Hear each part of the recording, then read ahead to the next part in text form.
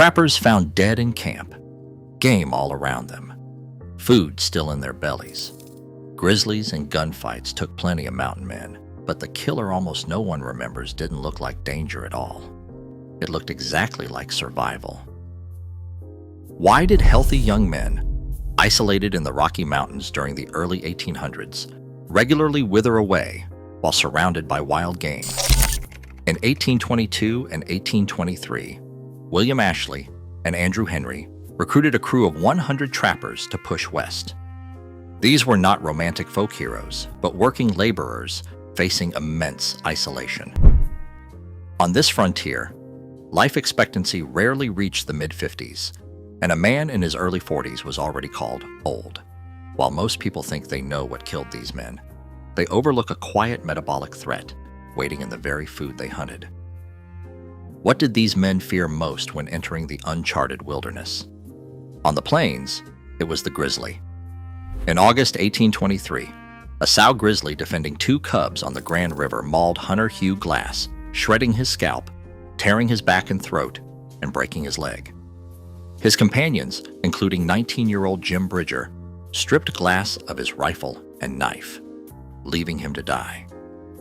Yet Glass crawled more than 200 miles to Fort Kiowa. Over 6 weeks, maggots cleaned his wounds as he survived on roots, wild berries, and lean meat from a wolf-killed buffalo calf.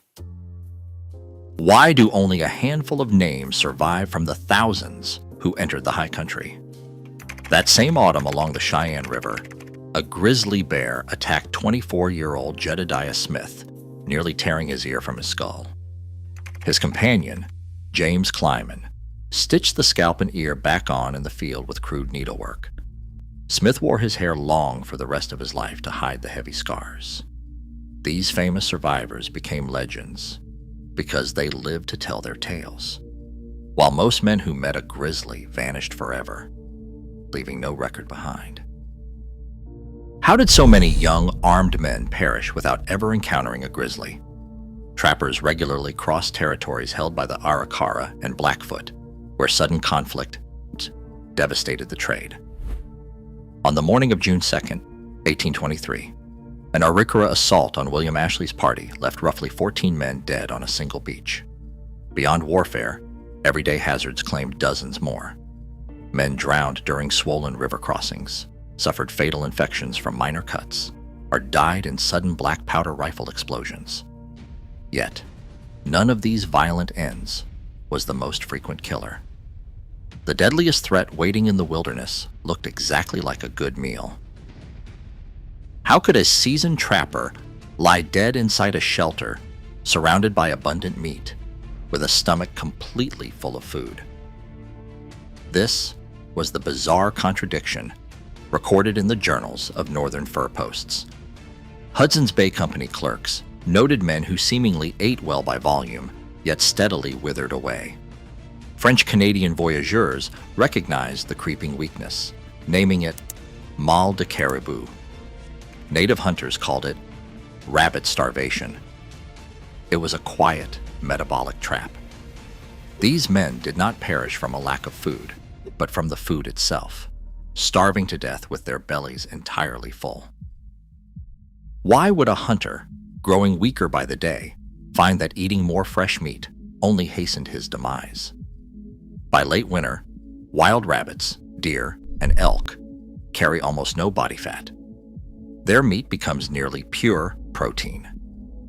While a trapper might believe he is nourishing himself, the human body cannot survive on protein alone.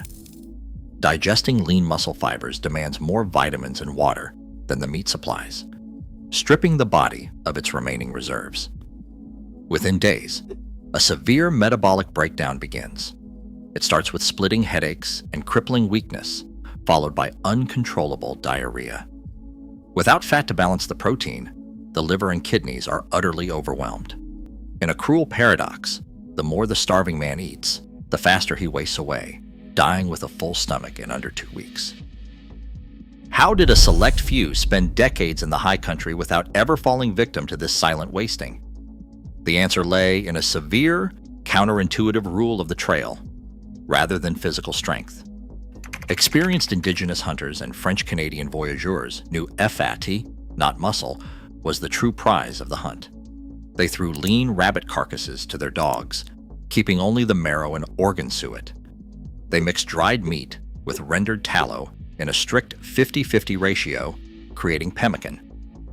This concentrated ration sustained men for months, proving that survival belonged to those who truly understood the fat.